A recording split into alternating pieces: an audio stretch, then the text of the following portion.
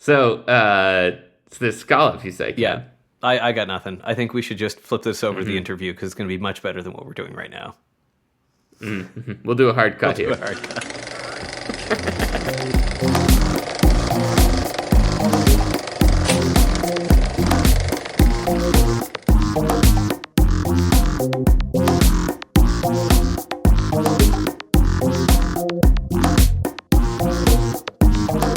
The New Brunswick Archaeology Podcast, featuring your hosts, Gabe Reinick and Ken Holyoke.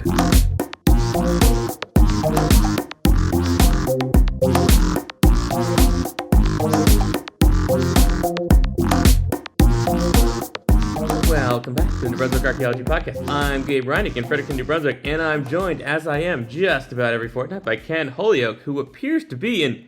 Is he in the... I think Ken is in a coffee house in the East Village in New York, and he's wearing a beret, and the room is filled with smoke. Somebody who looks a little bit like Bob Dylan just walked by, and Ken appears to be in a sheepskin jacket and wearing a beret. And Ken, how are you? But I understand there's some poetry you'd like to share with us. Yeah, well, yes, I just got back from the poetry slam at the Plains Archaeology Conference last week. Yeah, and yes. and so I'd like to share a little bit about New Brunswick archaeology in poem form. And listener, I'd let you know that I would play along with this, but it's a very difficult poem for me emotionally, and plus the chords are difficult. So, for those of you who don't know me, I grew up in the Maritimes. We're a jolly bunch, but no, we don't all do the rhymes. Now, I won't bore you with my alma maters. They're in the eastern half, close to tidal waters. A good thing to know before we go, before the Uleth carpet unfurled, I did a stint in summer and winter in the CRM assessment world. Now in this western prairie land, I figured a gig to take a stand. With a colleague and friend, we picked up a mic, and to publics we'd speak. Archaeology they like. We started with culture historical facts, describing, no visuals, sites and artifact. We've mic'd up at conferences, pubs in our homes, and filling a knowledge gap most hadn't known. You might start to wonder, but our message is landing? Well, I'd wonder too if the prizes they weren't landing. And listeners by the thousands and episodes in dozens, we are finding new publics, not just distant cousins. And feedback from people who troweled never once seem to suggest they're fully ensconced. So let's take a trip off to the Dawn Land, where Wabanaki have lived from the hills to the sand. Since the retreat of the glaciers their ancestors dwelt, their record of ages indelibly felt. Through the millennial histories we get to uncover, so follow me now, and we can discover an archaeological record to Paleo-Indian times. Clovis-like fluted, then lancelet kinds. Heavy groundstone tools characterize the archaic. With notched and with stem points, it's how they made it. Then on comes the woodland, the maritime kind, with shellfish and pottery and canoes refined, culminating not in a maze village scene, despite that boat captains and complexity there'd been. So off to the lake to understand all these changes, we've got acid soils, so the material ranges, from stone to clay pots and very few bones, yet still our understanding of the past we have honed. And using these lithic data from quarries, I've been able to tell some interesting new stories, enhanced by the chert and its color categories. Two sources for stone, one lakeside, one hill, look near identical, tools even still. It's unclear the relationship between them, you see, but one might come later, the other early. See, the water in Washtemoick was still quite high when the Paleo-Indian folks had stopped by. It's no smoking gun, but if there ever was, a few paleo points made on the chert makes a buzz. Now, when you've got two rocks that look just the same, legend would have it, laser's the game. Just point and shoot, the answers will come, but a PCA biplot can make you feel dumb. Especially when there's elemental discordance. There's uranium here, which is an affordance, and strontium there, pardon my ignorance. But I think we might have some hints for our sourcing. Now back to the talk about chert and those stories of Wabanaki people making place at those quarries by circulating around those beautiful stones and bringing them to neighbors and into their home. The relationship between people, the stone, and the land, made and was made by, they go hand in hand. Increasingly, Belliers is not just a quarry, with shatter and debitage in all of its glory, but a diffuse taskscape, millennial palimpsest of Wabanaki relations, if you get the in-gold gist. Now, the problem I've seen in the last few years is these sites keep appearing, realizing all of our fear. Of burning libraries, as Dr. Betts said, threats to the indigenous pasts are widespread. At two islands on Wolastoq from this past season, erosion abounds, climate change is the reason. So developing plans and mitigating these threats is where I'll be directing my archaeological asset. And while we tackle erosion, extant collections remain out of reach to communities a colonial stain. The Bailey collection is remarkably unique, with artifacts indicating fishing techniques and oversized groundstone, trade points, and rock art. The purpose of this work is to make a new start. Whether capacity building through archival training, or paddling Wolastoq, or surveys while raining, or meeting landowners with elaborate collections, working together is not done in sections. We're handing the keys over to the whole process and seeing if we can do an archaeology of redress. So this last part, though, probably won't make a whole lot of sense because there's a picture of me and Bob Daw pointing at something, but I'll say it anyway. Oh, good. Yeah. So that'll make it totally different from the rest of the poem, which I can't tell if it's the best of Robert W. Service or the worst of Stan Rogers, but just keep going. So while I'm from the east, I'm now in the west, and what better way to take in the best, field school in the country with my dear colleagues, and learn how to point at the probably 10,000-year-old surface. But despite what they tell you the rest of the week, you're not in South Lethbridge, you're in the east. And the joke there is that the paper was called There's No East in Alberta, but there is an Easterner. And that's right, listener. You can tell it's a good joke because Ken had to explain it, and that is our East Coast boy crying from the oil fields of Alberta. So let's have a round of applause for Ken Holyoke, and let's pour one out for the boys in Fort McMurtry. And so we are Ken. We're sponsored as we are every fortnight by the Association of Professional Archaeologists of New Brunswick, and they don't have a website. And I'm going to guess your poetry agency doesn't either. And we're also sponsored by the U.S. Shirk Exchange Grant, and we thank them very much. And so Ken, even as you've been on these poetical meanderings, and you've been meeting other hipsters and jazz musicians and people who sell left-handed cigarettes and all these sorts of things, none of them have approached you and had a new name for this podcast, have they? They have not. No, I handed a lot of stickers last week, but all I got was, what's the name of it? And I pointed out the name on the stickers, and they said, oh, okay. And so what is the name of it, Ken? The name is the New Brunswick Archaeology Podcast. And how many words is that, Ken?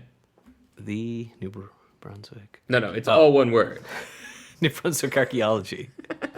And so, Ken, if the we're completely so the listener can't tell, but now that Ken has become a poet, he's become much more flighty about these things, and it's the more artist mentality. He used to be a zapper, and when he was a zapper, everything was really dialed in. But now that he's doing poetry and other these sort of humanistic impulses, he's become totally unavailable, essentially, for just moving the podcast along. But Ken, let's try this again, and let's say, what is the name of this podcast? It's the New Brunswick Archaeology Podcast. That's right. And Ken, if they were to find us online, where would they find us? NewBrunswickArchaeology.com. And if they were going to email, it'd be at newbrunswickarchaeology@gmail.com. And New Brunswick Archaeology spelled all one word. Archaeology spelled ARCHAEOLOGY. That's right, Ken. And how do we feel about that name? I think we quite like it. I mean, we're always open to change, though.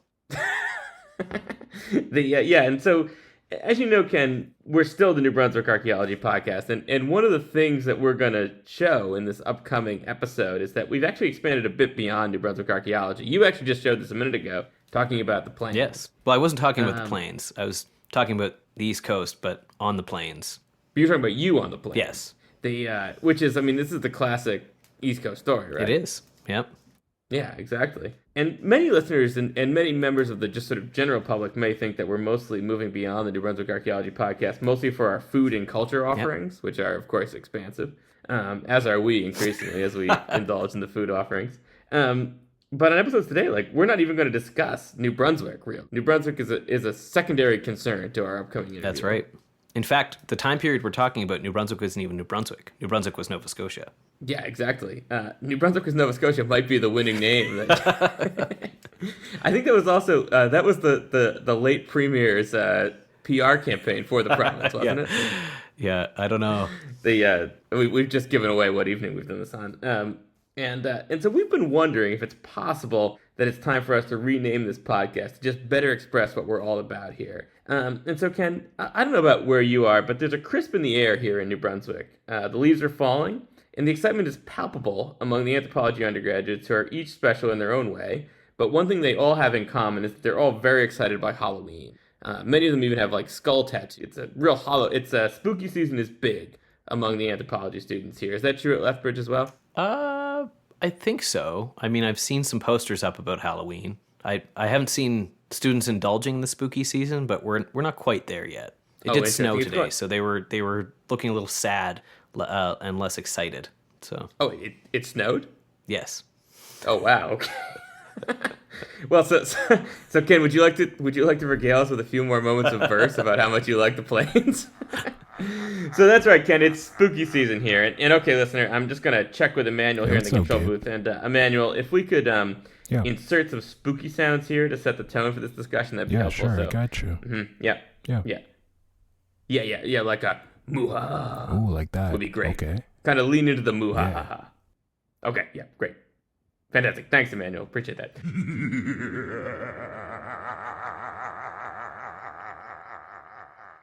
Okay, so now that we've set the mood, Ken, what are you planning on dressing up like this year for Halloween?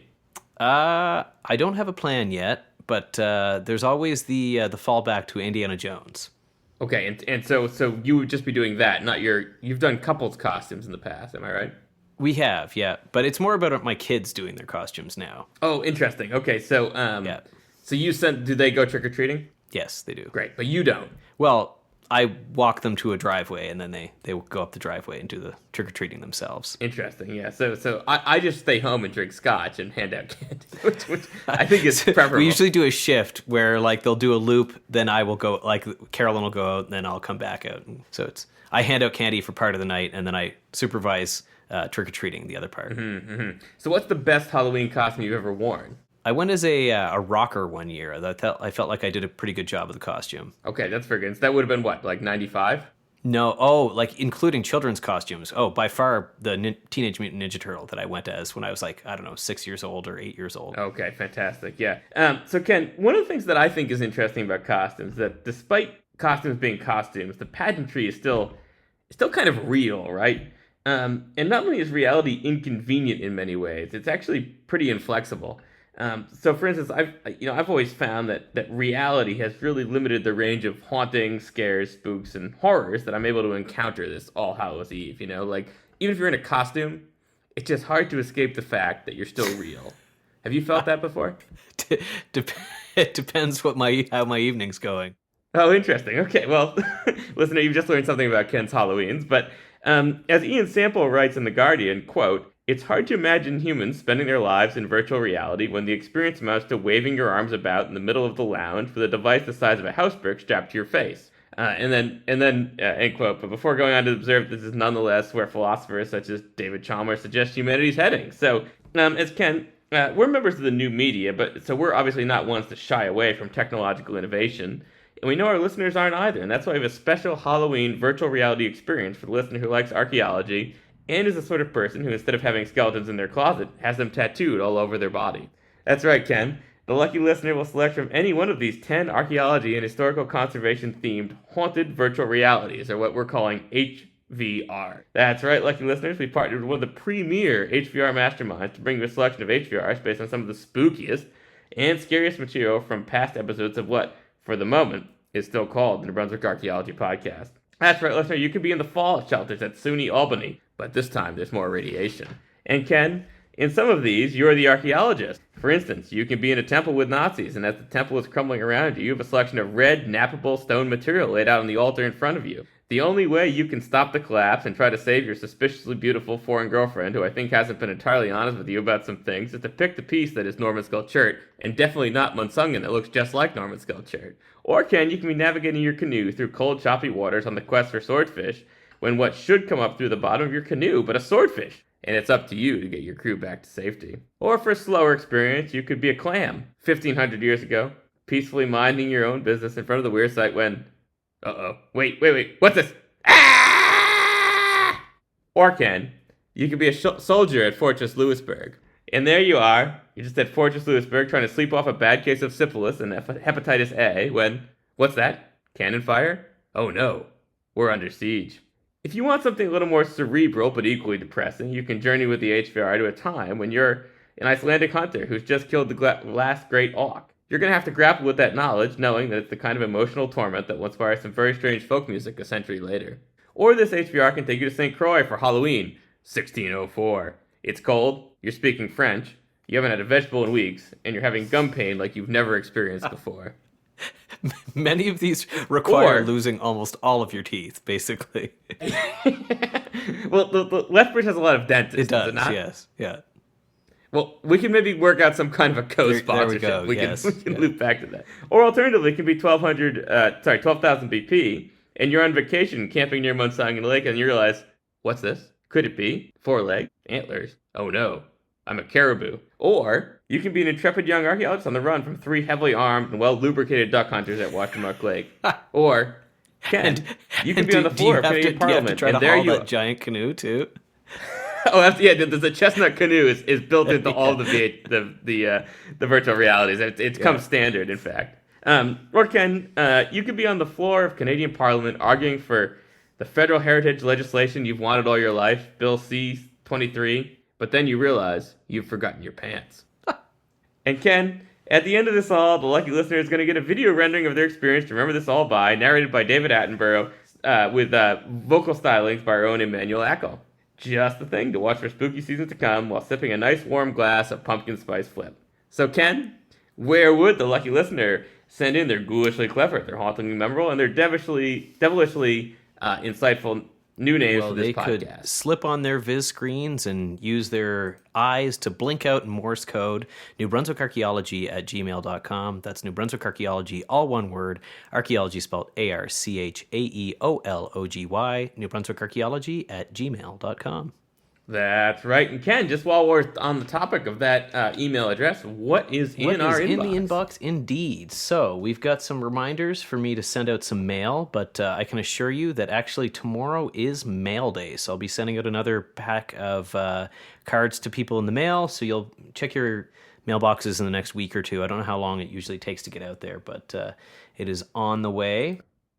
And we have a new batch of stickers, Ken. Is that right? Yes. Well, so some of you will get the last of the 3-inch old style stickers. Some of you will get a new batch of stickers. limited edition off-print S Season 3 stickers, and I'm waiting for the new batch of properly printed S3. But what you want to do with these Season 3 stickers that you get that are the off-print ones, these are going to be like those coins that are kind of misstamped. In about 50 years, this Season 3 New Brunswick Archaeology podcast sticker is going to be worth like dozens of cents.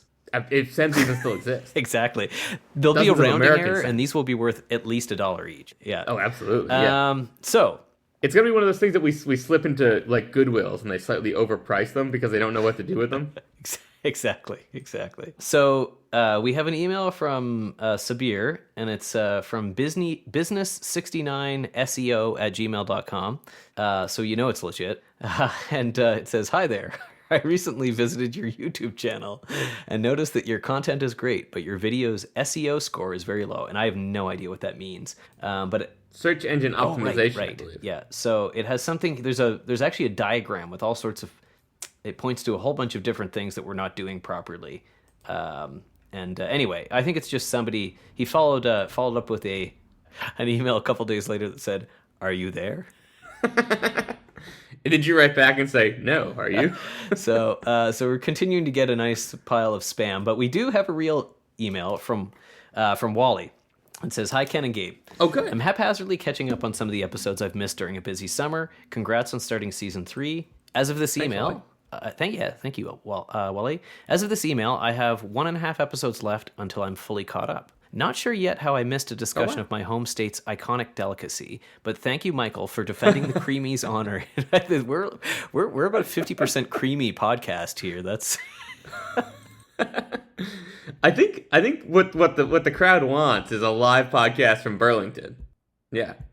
So Ken, my understanding is the next ESAF is wherever someone is willing to have the next ESAF. So I think possibly the New Brunswick Archaeology Podcast should have ESAF Burlington, sponsored by the New Brunswick Archaeology Podcast and the Vermont that Dairy would be great, Lobby. because otherwise it's going to end up in Somethingburg, Pennsylvania. Basically, is sort of the go-to, isn't it? Like.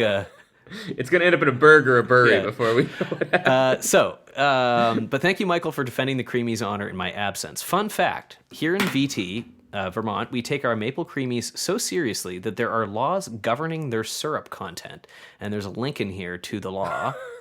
Well, it's loading. I didn't realize. Oh, wow. Creamy Confidential, what it takes to create Vermont's treasured summer treat. Ken, I have to confess, Creamy Confidential is not something I would Google image or click on a link to while live on this podcast, but I'm glad you're brave. It's from a website called 7 Days in Vermont, and I don't think I can skim this fast enough to see where the law is, but I also think your Great Auk episode presents a great opportunity to collaborate with the YouTube channel Tasting History, though I don't know if there are any contemporary birds whose eggs can be reasonably and ethically substituted for auks in Beothic auk egg pudding. On a more archaeological note, your safety episode reminded me that I am somewhat responsible for a certain anonymous company having to write a formal trowel sharpening safety policy last season. The story involves 0 injuries, I promise, but nevertheless, there truly is a story behind every single safety regulation on the books, and you're not wrong there. It was also a special delight to hear Arthur give an update on the stratigraphic smoosh that is Site 5. So, can we pause this for just a second? I feel like Wally keeps writing these paragraphs and leaving off the last sentence. I think Wally's giving us the rundown of each of the episodes that, yeah. Yeah. But I feel like there's an element of like, and there I was in a terrible hotel in Vermont, shaving with an oversharp trowel. Yeah, but it's like an annotated bibliography of reviews, which is very efficient, actually. Yes. Yeah. It was also a special delight to hear Arthur give an update on the stratigraphic smoosh that is Site 5.06. To my horror, it's been 5 years since I attended field school there in 2019, so I greatly enjoyed hearing about some of the more recent work and interpretation. Well, you don't have to feel bad, Wally. It's been 18 years since my field school, and, or no, was it 18? Yeah, I think 18 years.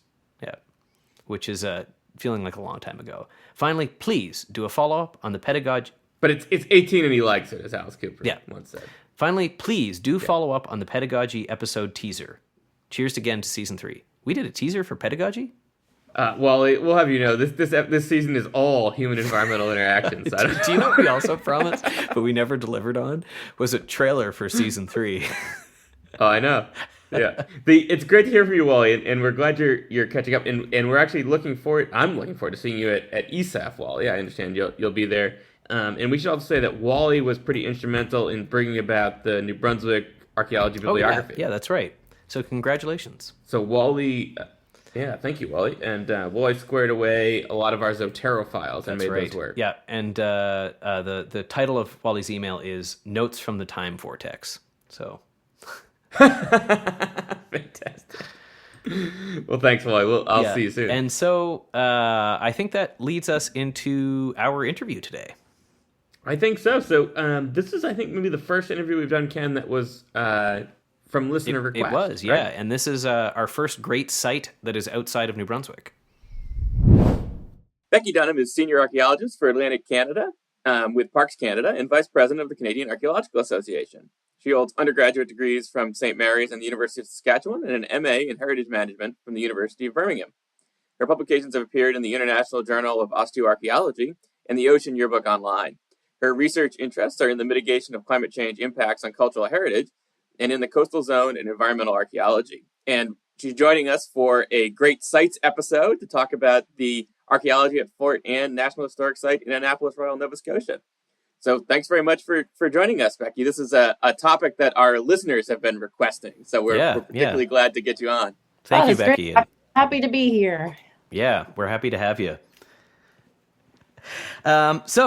We'll kind of maybe start at the beginning. So Fort Anne's life began as Charles Fort in 1629, remained in service until 1854 with the completion of the Halifax Citadel.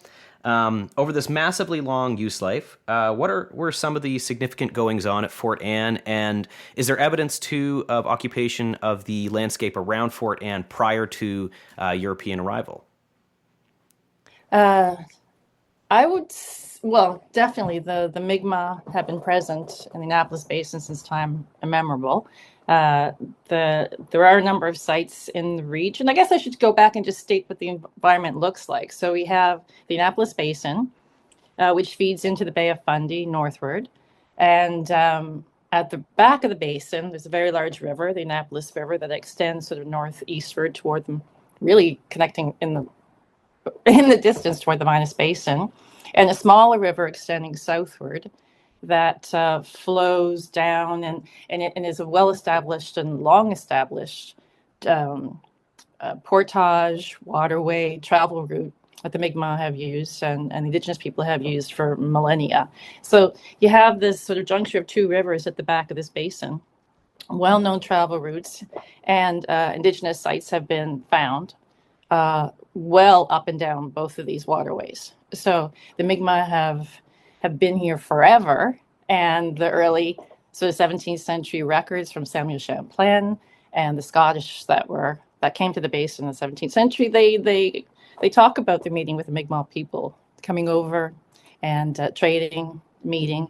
So the Mi'kmaq presence has always been there. I'll say that first because I think that's an anchor point when we talk about the landscape prior to the Europeans' arrival.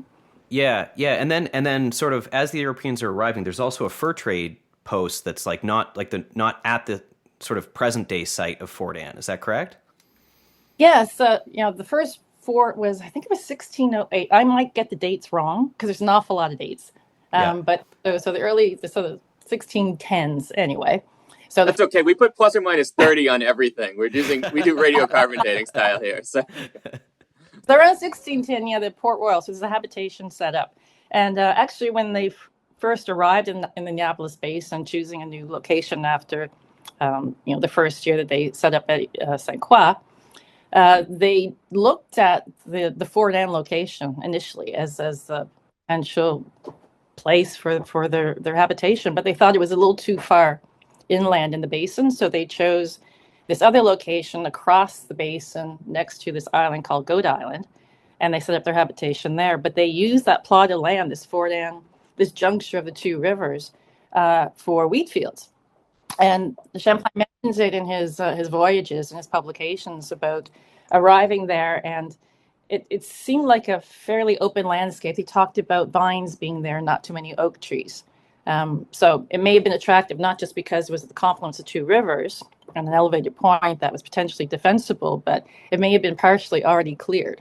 So the kind of vegetation history or the potentially cultural environment before the Europeans arrived is something that really hasn't been explored much, and I think that would be pretty interesting to look into. Because of all sorts of fort construction on that point of land and a lot of coastal erosion, I don't know how much intact strata may be present, but with archaeology, you always hope that there's something left there. And you do stumble across these wonderful areas of preservation that you never think would be there. So I think there is potential down the road, hopefully, to find indication of that earlier strata. And you could do some really interesting sort of paleo-environmental or environmental studies looking at that and getting a sense of what the landscape was like, because that's always bothered me. It's like, why that location?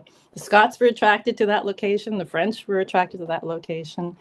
There's something unusual about it. The strata isn't so different that it wouldn't be forested, much like the rest of the region. So there has to be something. Something was going on there. interesting.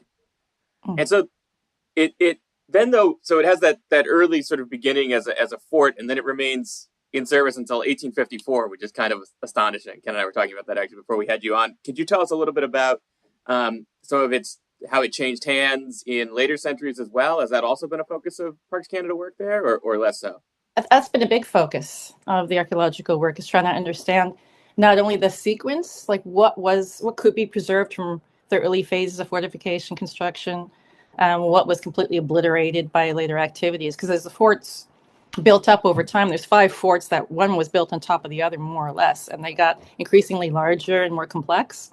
And then you also have the issue of coastal erosion. That point of land was eroding for a very long time. In fact, I think it was 1688, they were already propping up the shoreline with crib work because the earlier forts were, really early erosion mitigation, I guess.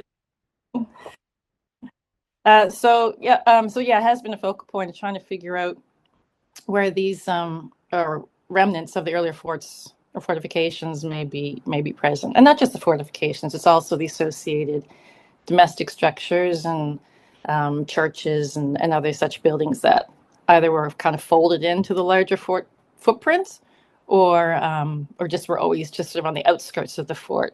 That we're looking for evidence of that as well too. Neat. So it's kind of an opportunity to study the community, not just just a military engagement with the place. Yeah, I always think that like a fort is part of a community. It's a defensive retreat, and until you get something more like a fortress, where it sort of engulfs the town itself. But there's always the fort and everything else around it that's just part of its story. But yeah, so for the history, I was just trying to sum up the history of the fort and over the years. So kind of like over an 81-year period, the French and English were constantly fighting over this parcel of land, and it was sort of the capital of the region for the French and then for the British. So for over this, like within a person's lifetime, say within 81 years, the fort changed hand eight times. There were countless battles and skirmishes, and then 5 forts were constructed, one on top of the other. All this within like 81 years. So it was busy. Yeah. Yeah, that's not even time to change the drapes, like. Yeah. And so you made kind of an interesting distinction between a fort and a fortress, and basically like, when you have basically walls sort of surrounding a whole community being a fortress, and a fort itself just sort of being this defensive structure. But we know that, so Fort Anne, if you go visit it today, is reconstructed as kind of as the Vauban style fort, these sort of star-shaped forts that characterize a lot of French forts in the 16th and early 17th centuries. And so how much of what we see today is, and sort of which phase is best represented, or is the reconstruction kind of a palimpsest of the various different elements of the fort itself over that period of like that 81 years, for example? It's the finale. So what you're seeing when you visit Fort Anne now is the Vauban fortification from 1701, 1702. So that's the last French fort, and it was taken by the British in 1710, and then remained British control after 1710, became the capital of Nova Scotia. But so it was a nice big 4-bastioned earthenwork.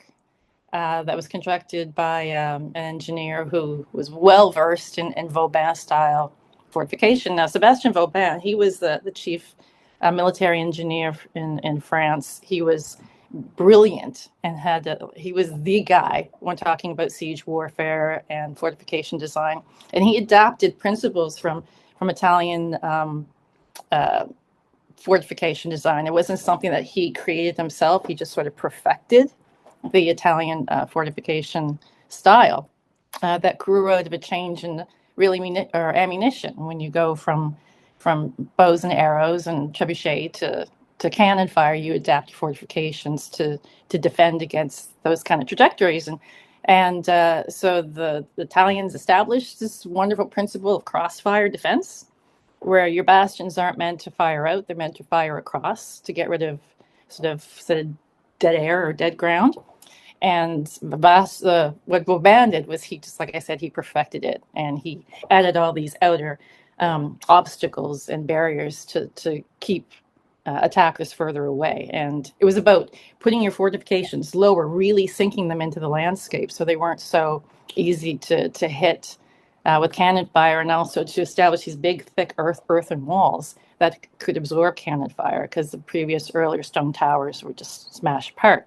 So it's about ditches and moats and sort of exterior ravelins and all sorts of exterior works that just keep everyone away. It became very complex. In Europe, there's very, very complex fortification systems.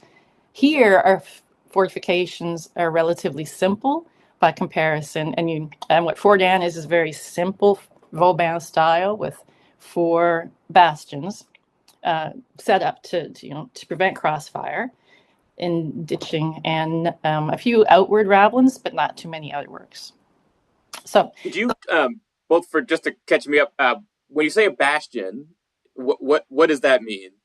Oh, okay. So a fort, it's you have these outward projecting walls called bastions, and they're connected by curtain walls. And bastions is where you put your cannon, and they're usually angled outward, and they come to like a salient point or a tip. And these bastions overlook a moat or a ditch, and on the other side of the ditch there's this covered way where your soldiers and such can run under protection from a glassy slope, this slope terrain that angles away from the fort. So there's no way that an attacker isn't visible or vulnerable outside the fortress walls. So these cannons on the bastions would fire across each, on cross angles, not really like at the tip of the bastion, but on the sort of flanks of the bastion. So that's Yeah, it's kind of cool. So when you're there, the cannons, they're not pointing out at the water, basically, right? They're almost pointing at each other. So if you're standing and looking, you're looking at the person at the next bastion over to you, and the cannons are kind of pointing down over the hill. And so and at Fort Anne, and I suspect this is probably characteristic of some of the other forts in Atlantic Canada, they were sited in such a way so that they could take advantage of like the local landscape and this kind of fort design. Is that correct? they aimed to be in good defensible positions, but they weren't always. And so what would be like a kind of a good defensible position for a 17th century fort? High ground, access to water. So you don't want to get isolated. So you need to be able to have lateral support coming in. So I guess you have to think outwardly. So you have your defendable position that you can hold for only so long, because these forts weren't really designed to hold forever. They were to buy time until lateral support could come in from wherever. So you need to have enough water and protection for, say, X number of weeks, maybe maximum. But then you'd want reinforcements coming in from behind. So it was really like a game of chess, what warfare was like at that time period. And yeah, so I think that was the key thing: high ground, water, supplies, and the type of landscape around you that someone could come in from behind an attacking force and get them either in the flanks or some other way by land or sea. So you mentioned how frequently this fort changed hands. That seems like it might be sort of an indictment of its position not being all that good, or was that something else? Well, it was on higher ground, but it was also desirable. Like, it was a desirable position to hold for the trade and for control of the region, which is what the colonial powers were trying to do. It was just a big battle for that. And yeah, I think it was because the design of the fortification wasn't always great, and a lot of the times that the fortifications changed wasn't always fighting. It was the return of the territory by treaties. So it wasn't, but then someone would come along quite angry and destroy the fortifications if, in some cases, if there was sort of a treaty pending, and they would destroy the fort before it could fall back into their enemy hands. So there was a little bit of sort of preemptive destruction. Yeah, in that. And also kind of victims of like proxy wars, basically being fought by the British and French crowns over in Europe, right? Oh, and, yeah. And we talked a little bit about that in a previous episode, so we'll link in the episode that we talked about, listener, the post contact, the various wars that were being fought in North America that Fort Anne falls in the context of. Yeah, because it's even Sebastian Rail's war and those sorts of things even make it up to Fort Anne, I believe, right? Yeah, there was a lot. It's like part of the reasons why it changed hands so many times in that 81-year period was because of treaties and negotiations. But yeah, so the first fort, very simple stockade design. The Scots have this pentagonal shaped. They don't really describe it well in the records, and but they just say it's pentagon with many hornworks, which are like these other defenses that I mentioned already. So probably just very, very simple. Then the second fort, the 1640s, it's the first earthenwork construction. It's not Vaubanarama, but it's this thing, it's a big square really with bastions. And then they get kind of odd shape for a while. People get a little creative with their fortification design, and they're not applying standard military engineering principles at all. And these don't usually work well. So these forts are the ones that taken. Either they're not completed because they're overly complex and then don't have the manpower, the resources, or time to complete them, or they're just the crazy design. Like one had been started, and it was sort of the shape of a diamond with a big, called a fer cheval, this sort of horseshoe-shaped redoubt. And it was started by, designed by the governor in around just about 1700, 1701. But then the military engineer arrived the following year and, looked at what they had already worked on, which was this horseshoe-shaped redoubt, and said nope, and sort of put a palisade around that. Well, he created the Vauban-style fortification, and then when he finished that fort, then he took the palisade down and morphed that horseshoe-shaped thing into a proper ravelin. Interesting. Very cool. So do you have are there like historical records of, you mentioned that there's sort of description of the Scottish fort, but do you have actual like drawings of the fort? And in subsequent episodes of fort building, do they reference the previous iteration of the fort, or is it kind of you have to reconstruct this based on descriptions, or do you have sort of a visual layout of what these forts would have looked like over a sequence of time? From the 1743 one on, we have historic maps that show what the forts looked like. The first Scottish fort, we don't. We just have the description, and it was described in a letter by Richard Guthrie, who was aboard the ship with Sir William Alexander the Younger as they sailed in 1629 into the harbor with the first group of settlers, really the Scottish settlers that arrived there. And he talks about this how they built this fort very quickly, like within a month or so, with 70 odd people. And so it couldn't be anything more complex than a stockade. You couldn't construct anything that quickly. And it's his description of the fort. That's all we have to go on. So it's a account, which is nice, but there's no drawings, there's no plans. And then when the French, through treaty, took over Charles Fort in 1636, I believe the year is. I'm going to really need those like 30 plus or minus here. And it wasn't long after that. They weren't there for just a few years before the land switched back from the Scots to the French. And for a while there, it's really unclear, but the French appears that they may have occupied the Scottish fort before they built their own for a number of years. So there's kind of a blurring of who's using what and when in the early 1600s anyway. So that first phase, unless what we can find in the ground archaeologically, there's nothing to go on. And there's also that element where at the point of land there where we know the 1643 fort was heavily eroding by 1688. So how much is left of the Scots fort?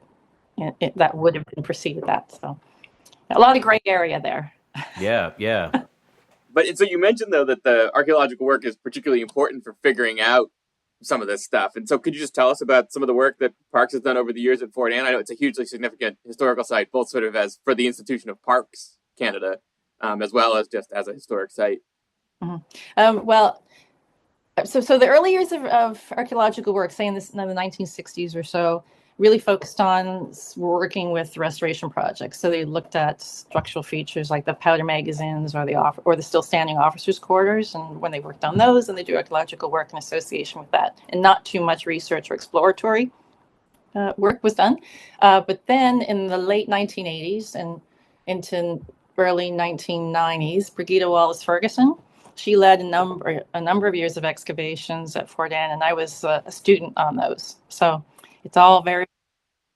And was that because they heard about the vines, so they figured the Norse were there, so it became a Brigida Wallace job? Was that the? It didn't come up at the time, but it's. Oh, okay, interesting. Yeah, no, but that whole series of excavations took place because they were looking for physical representation of the different phases of occupation, of European occupation at the fort over the years. So they did a ton of historical research. Brenda Dunn, historian with Parks Canada, did a very focused study looking at the overlay.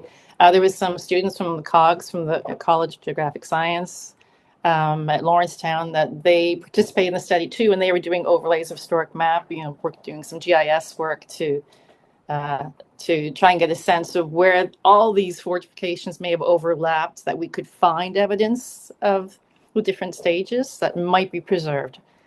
So there was a lot of work led to the excavation. We just didn't go out and sort of hope for the best. And so certain sections were explored. A key area is the Southwest Glacis. So that's sort of at the tip of the point there where the two rivers meet.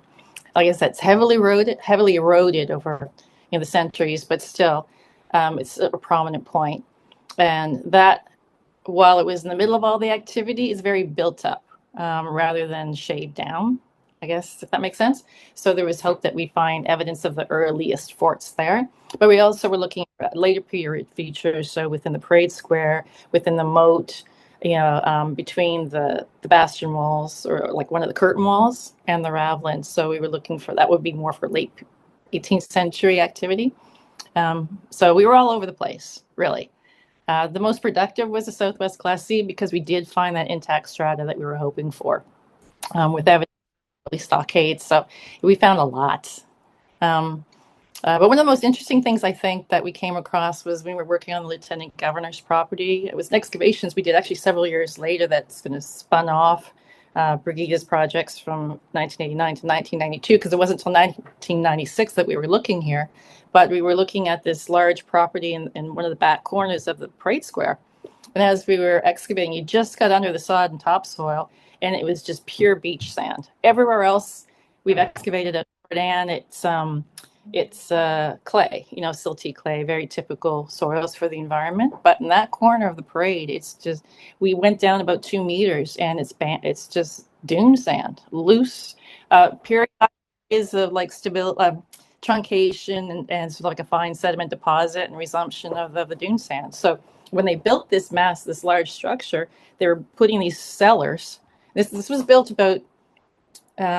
The French had started this building before the British took over. So about 1710, in that time period, the building was constructed. But they were trying to put cellars in basically a beach. So it was really interesting to see how they had to modify their technique, and I wonder why they would have bothered after a while, but because it would have excellent drainage. But anyway, it was really interesting. And so we don't know the extent of that super sandy soil, but in the historic records, they talk about having difficulty with sandy soil at Fort Anne and the ramparts being unstable because of sandy soil. But you don't really appreciate how sandy that soil is until that excavation, where it was just, like I said, beach, a raised beach. So Interesting. So the beach is obviously like a natural like dune deposit of some kind. And so is this like an old shoreline area or like with the, pardon me? So, yeah, it's a raised beach, so I don't know how that sort of connects in with a glacial rebound. The early rebounds, there's a lot of sand deposits or coastal deposits that shot up. But we're looking at about 12 meters above sea level now, or 10 or 12, I'd say, that we're seeing this raised beach deposit. But yeah, it is not. It's glacial related. So Very cool. Huh. definitely something to chase, Yeah, definitely. That's really neat. And so some of the recent work that's been going on there. So part of the reason we got you on the show was that we had a listener reach out that they had been visiting the fort this past summer, and there was some excavation work going on or some archaeological work of some kind going on. I know in a previous career I was actually down. I met with Charles at the Charles Burke was doing some excavation work there. And so what's the current project going on? And has a lot of this been related to sort of improvements at Fort Anne? Like, is it sort of mitigation related, or are there sort of still research projects going on at the fort itself? There are a couple things going on. So we're always doing impact mitigation for putting in signage or putting in, or more recently, like, as foundation for a new monument going in. And even though they're not large-scale excavations, they're highly informative. There are features and sites everywhere. Everywhere that we test at Fort Anne, we seem to uncover something. So even these small excavations, small projects are so revealing and give you hints of the distribution and the depth and the type and the condition of the resources that are here and there. And then, of course, with the artifacts being everywhere, then you get a sense of the timelines as well, too. So even these mitigation projects that we do for like impact assessments and such, I enjoy doing them because we always learn something.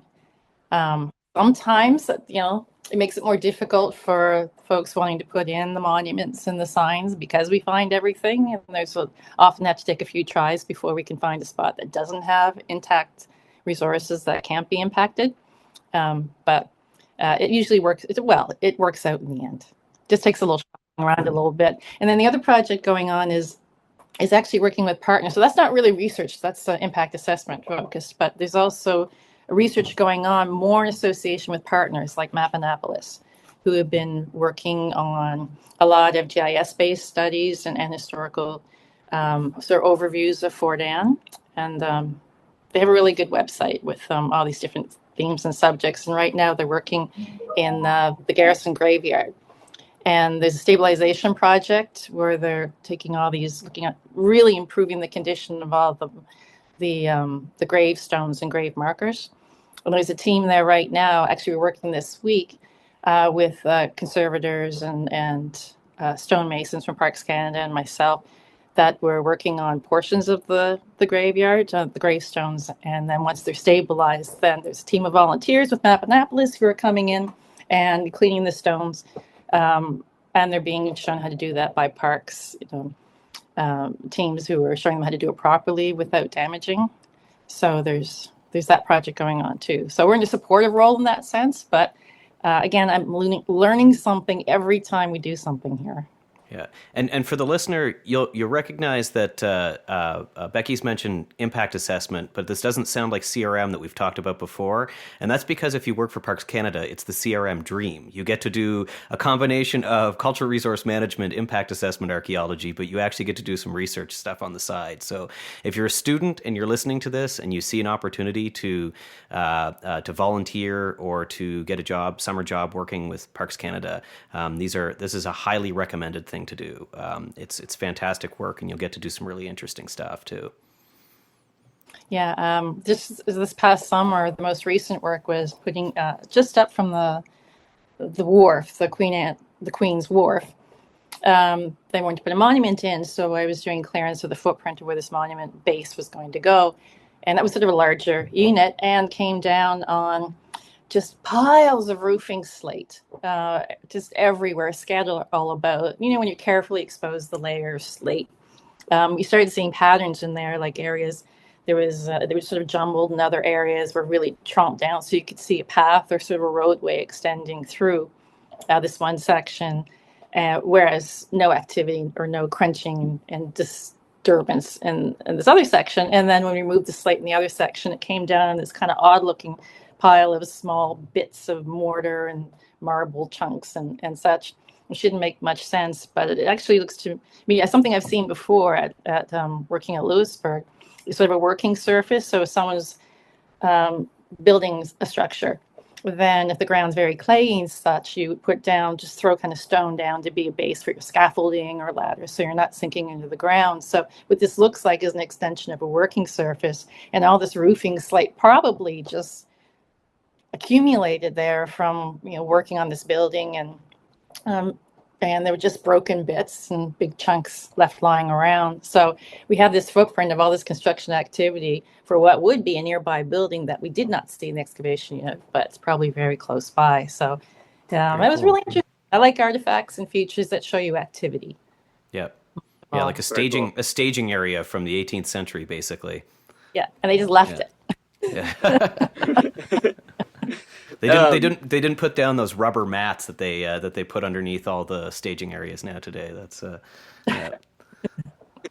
And so you mentioned, I mean, that's some of your interest is finding those activity areas. And so Fort Anne is Canada's first national historic site. And so, of course, presenting archaeology and historic sites to the public is a big part of what you all do. And so we were wondering if you could tell us a bit about Parks and just your own personal approach to public archaeology, sort of your philosophy of public archaeology. Yeah, I find that's a tricky question for me, because I can't think of archaeology not being public or how it can't be public. It's inherent. And ever since I started working as an archaeologist, engaging with the public and informing the public about what we're finding, it goes hand in hand. So I think, I don't know, I just find it just is. It doesn't really answer the question, but everything that we do is sort of for Canadians, on behalf of Canadians, or anyone visiting, or interested in the site, not specifically Canadians, but it's just everything we do is for social benefit in one format or another. And we're trying to improve understanding of things. History is written in time periods, and there's a lot of biases and interests in different as you go back in time. So it's nice to revisit things that have been looked at in the past from new lenses, and if we can contribute to sort of expand understanding, or more sort of not complete understanding, but just more realistic understanding of past events than we always do. And it's really fun to talk to people when you're out there working, and they usually tell you things that they've experienced. And again, so it's another way of learning about not just this location, but how it may connect other locations and what people find relevant and interesting. So that's talking one-on-one when you're on the dig site, I find is a great way to find out what really connects with people and then what doesn't. Interesting, yeah. And I guess at Fort Anne, part of that process involves that there's been significant restoration of the very visible parts of the site. Yeah, there's sort of this balance when you have historic places that you need accessibility and authenticity. I don't really like that word much, but you try and preserve the original elements as much as possible without modifying them to whatever people find most attractive at the time period. Yeah,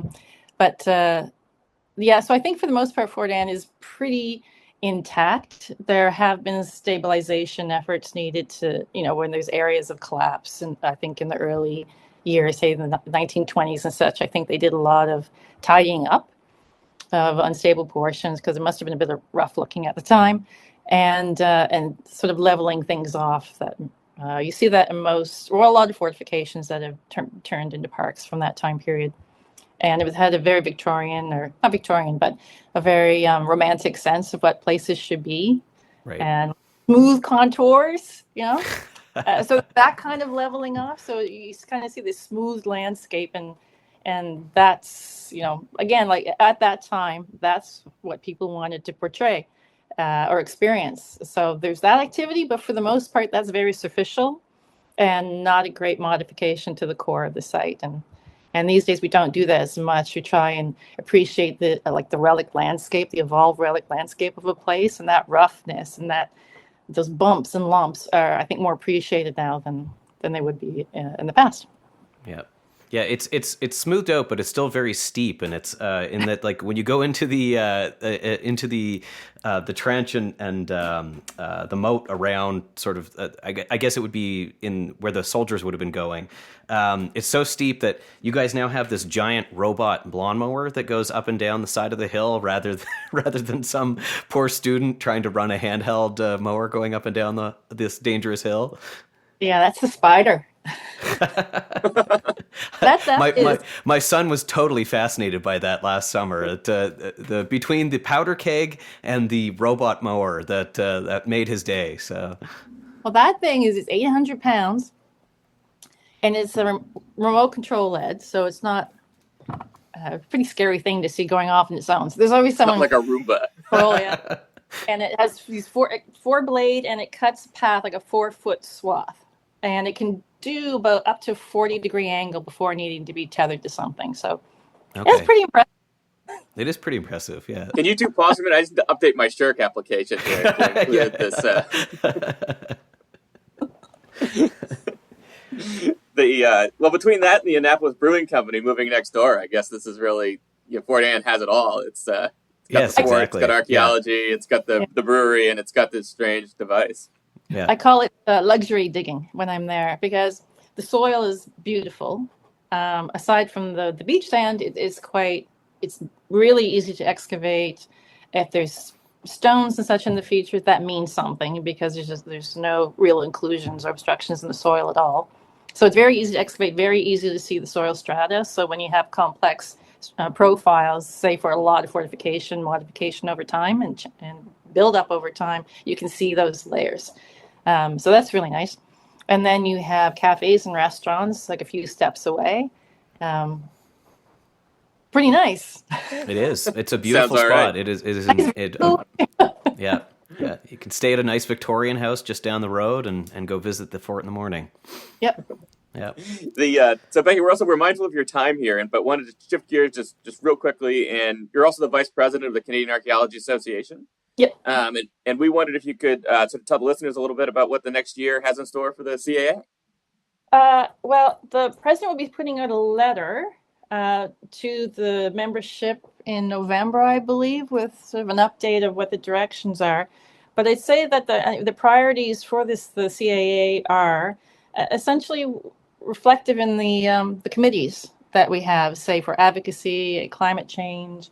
I forget all the names are in the student committee, the working group on marked graves and such. So when you look at the committee structure for the organization, I think those are the primary focuses of where the CAA is going, or wants to continue focusing our energies and and priorities. Cool. That's excellent. So I don't want to preempt the president's message. So Of course, no. Yeah. That's we'll look forward to that. We'll get Katie on here at some point, and maybe after the president's message goes out, we can get her on here. Maybe get both of you on here to talk about what's up and coming. So yeah. Unless you'd like, we could help lead the coup here right now. The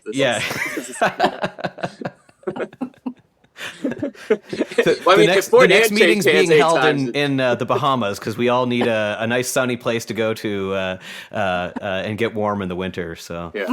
I mean, I was just thinking we have to see the CAA change hands like 8 times in 80 years.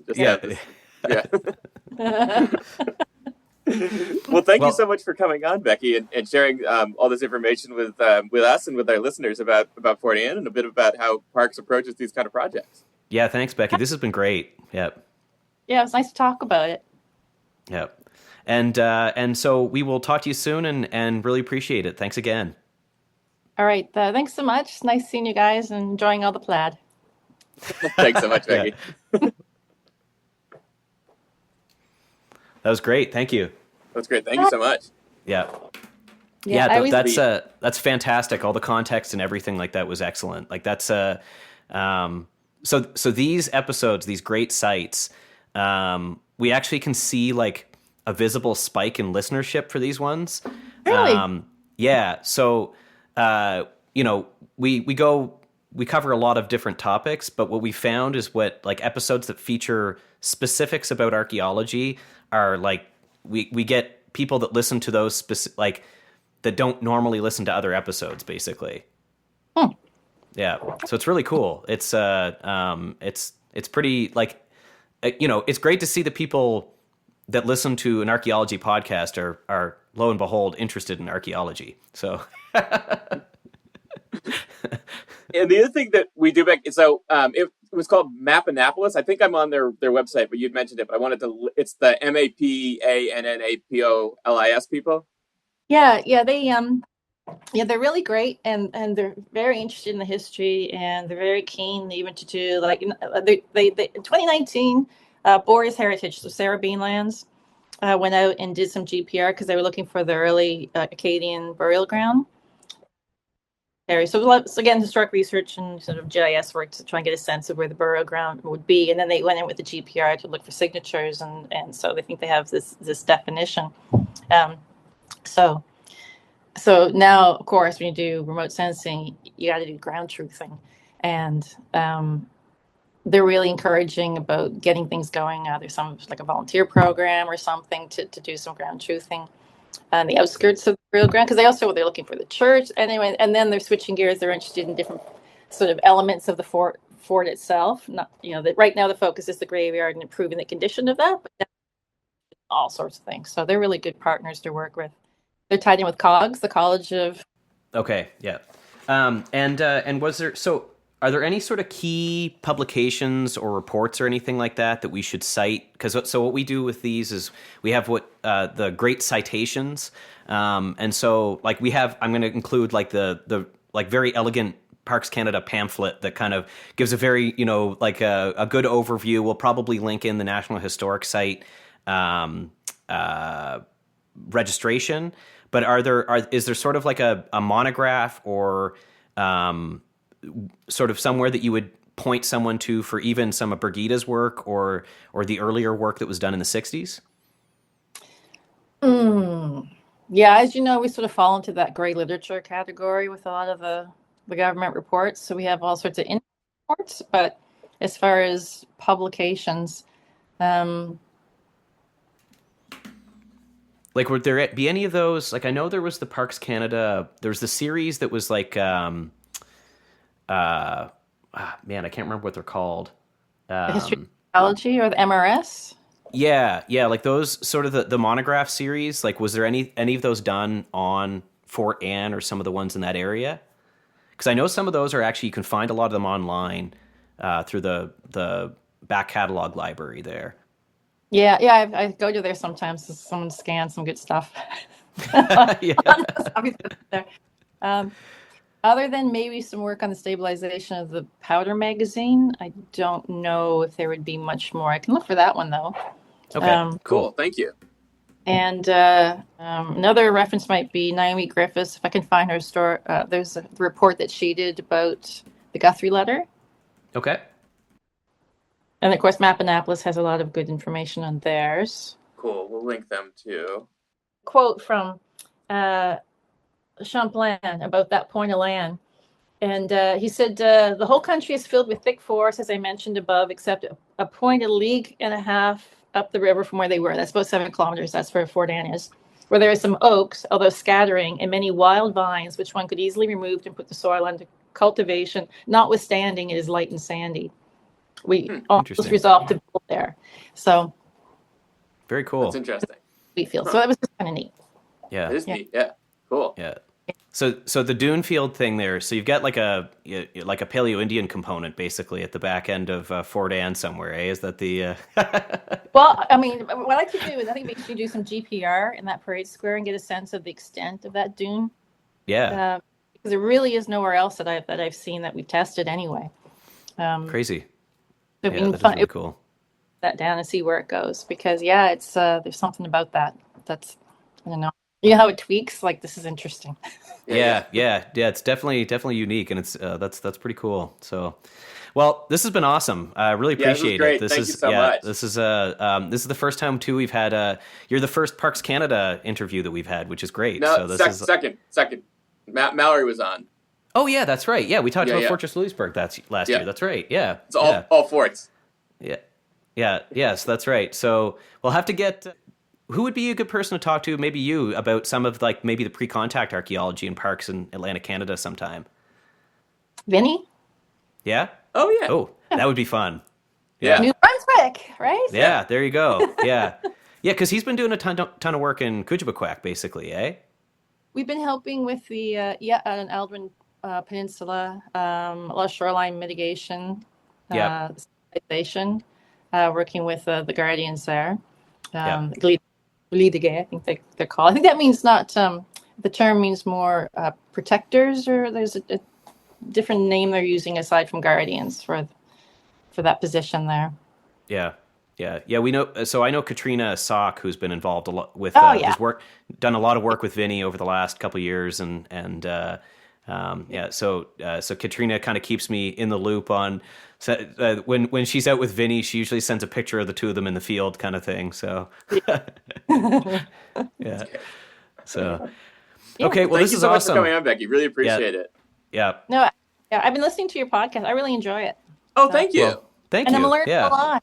My background. Oh, that's great. So it's been really educational for me too. So. Oh, thanks so much. Thank you. That's great to hear.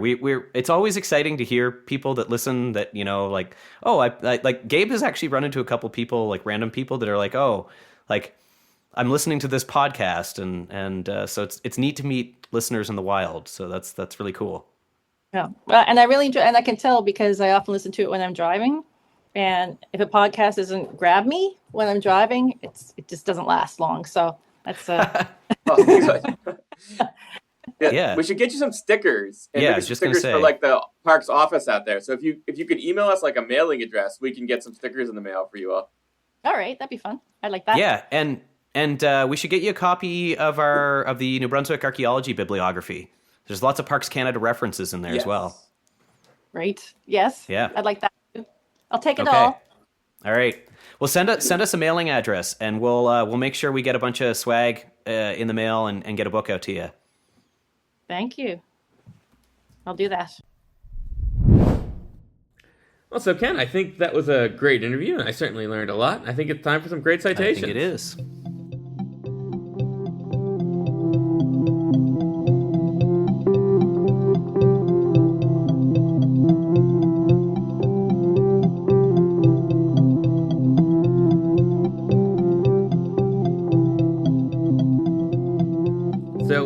So as the listener might recall, our rules, loosely defined for this, are our great citations are a sort of a replacement for hit pieces, but we do them after our great cites. And what we do is we try to provide them in order for the listener to learn more about what we just talked about.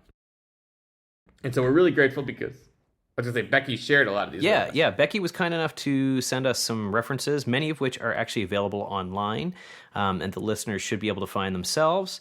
But we're going to start with the first one is that she has provided us with a 1702 plan, the Plan du Fort du Port-Royal à l'Acadie et cours de la rivière du Dauphin, autrement dit le Port-Royal. And this is available. And the listener should know that is the same fine French accent I once saw Ken try to explain how we should travel on the Montreal Metro with. And the Metro man just said, it's fine.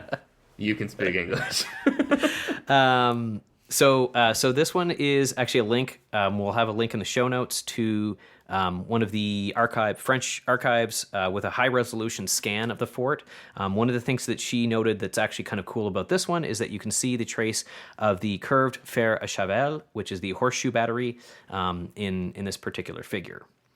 The second one is an article from 1992 by J.G. Reid and N.E.S. Griffiths called New Evidence on New Scotland, 1629, and that's in the William and Mary Quarterly, issue 40. Which is a great journal, and we should also say that I think Reid is getting a honorary doctorate from UNB this, whatever our version of the fall graduation ceremony is that the Reid of the Reid and Hornsby book?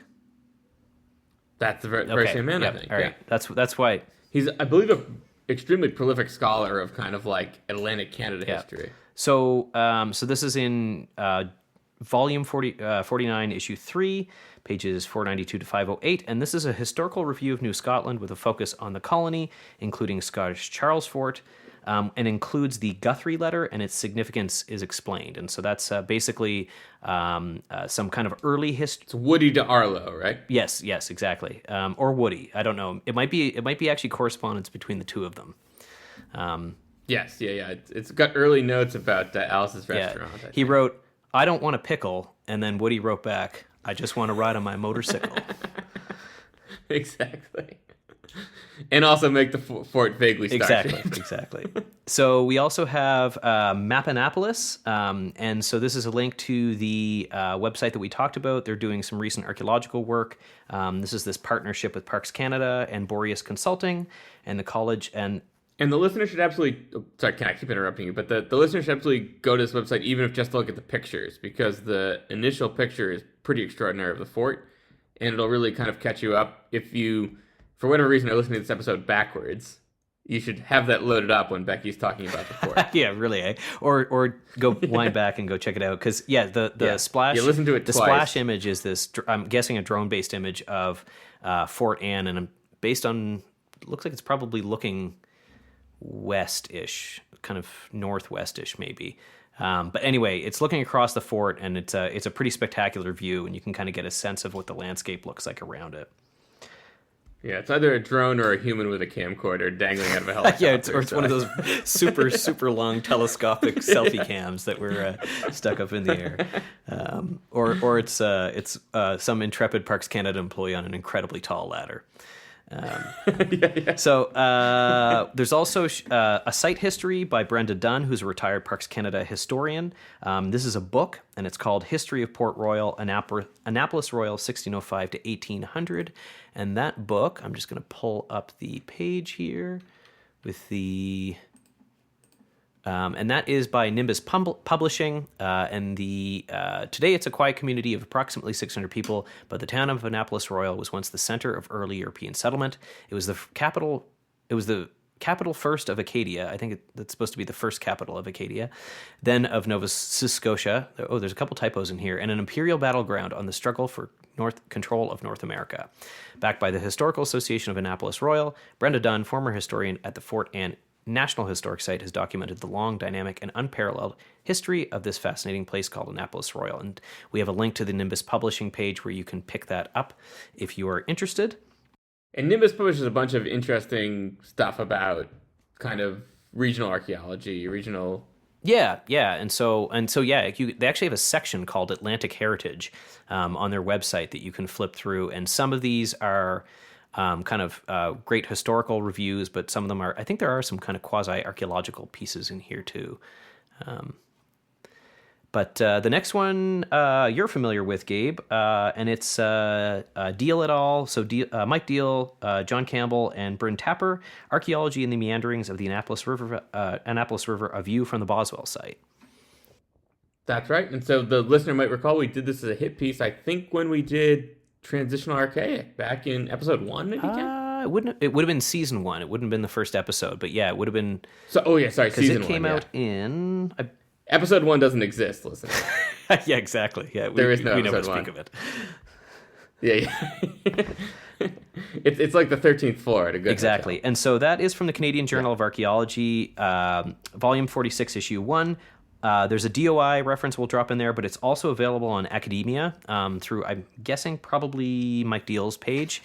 So if you're interested, you might be able to pull that one, the PDF of that off the website, and that'll give you an overview of the late and transitional archaic and into the woodland, this stratified site called the Boswell site that's in the further down the Annapolis River, basically, and speaks to the early indigenous occupation of the region, basically. That's right. And it's also got some other sort of like history of archaeology stuff in there. Yeah. So the next one is pretty cool. It's a 2-part book by Bruce W. Fry from 1984, 2-volume set called An Appearance of Strength, The Fortification of Louisbourg. So the first volume is descriptive. An Appearance of Strength also being the autobiography I'm writing. Exactly, yeah.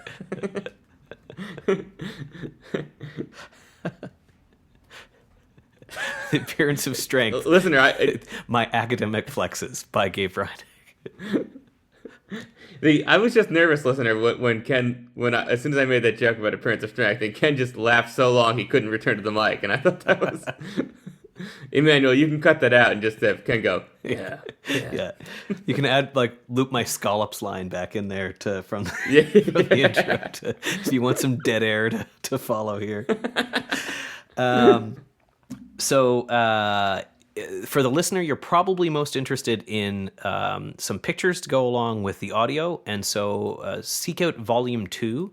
These are both available as large PDFs in high resolution from the Parks Canada History website, and so you can click the link there and you'll get tons of historical photos of Fortress Louisbourg, but also a lot of plan maps and designs of some of these early French forts and what they're based on, basically, which is really cool. So there's some pictures of the old country system of fortification as well. And then that's great, yeah, and that's something we talked about a bit in the interview there about the different fort designers and the ways that forts were adapted. Yeah, exactly. What is it? I'm going to forget the guy's name. So listener, you may have noticed we've done a bit of time travel here. We actually did this interview some time ago and are now plugging this in here. But yeah, it was definitely a guy's name, and it referred to a fort design.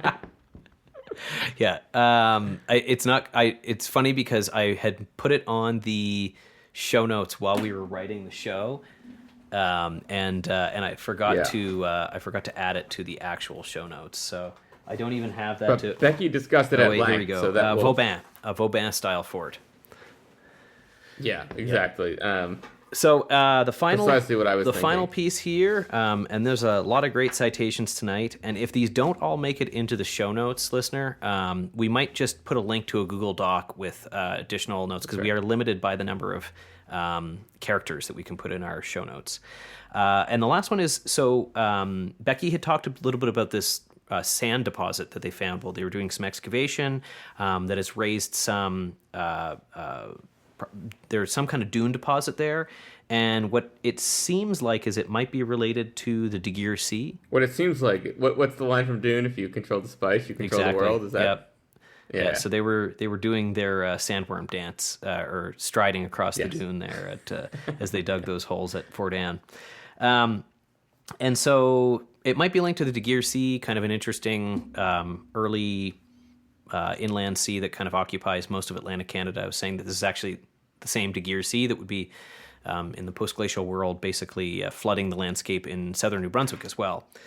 So that is in a publication by Rudolf Stay and Robert Mott, 1998, Deglaciation of Nova Scotia, Stratigraphy and Chronology of Lake Sediment Cores and Buried Organic Sections from Géographie Physique et Quaternaire, Volume 52, Issue 1, pages 1 to 19. That one might be a little bit dense, but if you're into the post-glacial geology and geomorphology stuff, you can dip your toes into that. Ken, I love reading about post-glacial geomorphology in French. Nothing really gives me Well, the article is in thrill. English. It's just Oh, in it French is? journal. Okay. Yeah. The journal's Yeah. French. Okay. So Great. So we'll put together a Google document and link that, I guess, so everyone can get. yeah, get the we'll information. put as many of these into the show notes, but it might be abbreviated. But what we'll do is kind of give the full annotation, maybe in a Google Docs that we can link into the show notes. Yeah. Perfect. That sounds good. This could be a good use of our website if we really knew how to work the website. Oh yeah, better. that would be. That would actually be a great place. We should actually put the show notes on the website. Yeah, we should. Webmaster. Yeah. Did you hear that, Shirk?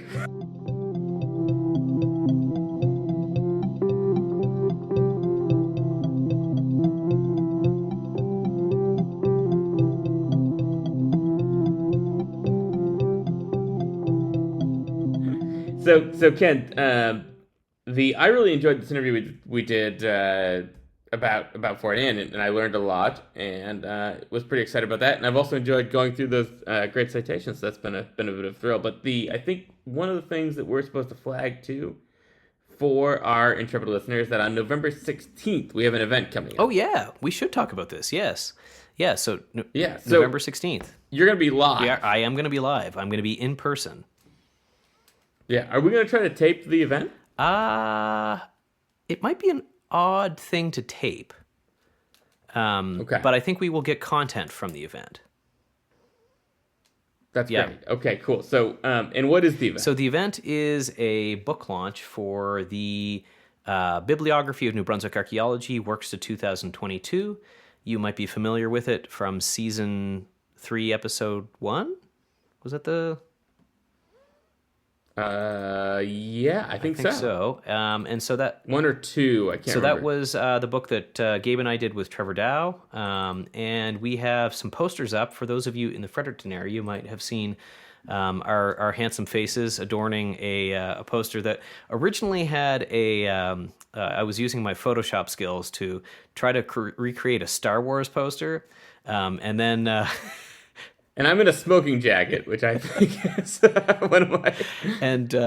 It's always interesting, listeners. Sometimes, a joke becomes real, and then all of a sudden there's a poster of you in a smoking jacket. Yeah, well, and so where the circle is on the top right of the poster, there was actually a Death Star at one point, to which Trevor replied, "Are we the, are we the dark side?" And in my mind, what I wanted to do was design a movie style poster, like the Star Wars movies. But what I've learned is that I am not that good at Photoshop, so. There are limitations to what I can mask and reveal through Photoshop, And so, beginning November 1, I think we're going to have an exhibit up at the Hill Yep. again, and that'll be sort of about crucial publications in New Brunswick archaeology. So that'll be at the Harriet Irving Library at University of New Brunswick Fredericton, and that is going to be in their third floor research commons. Is that correct? That's right. Yeah. So it's like when you come up the steps, there's a sort of glass case to your left. And in the same venue on Saturday, November 16th, between 4 and probably 5:30 p.m., we are going to be at the Harriet Irving Library in the third floor Research Commons library event space.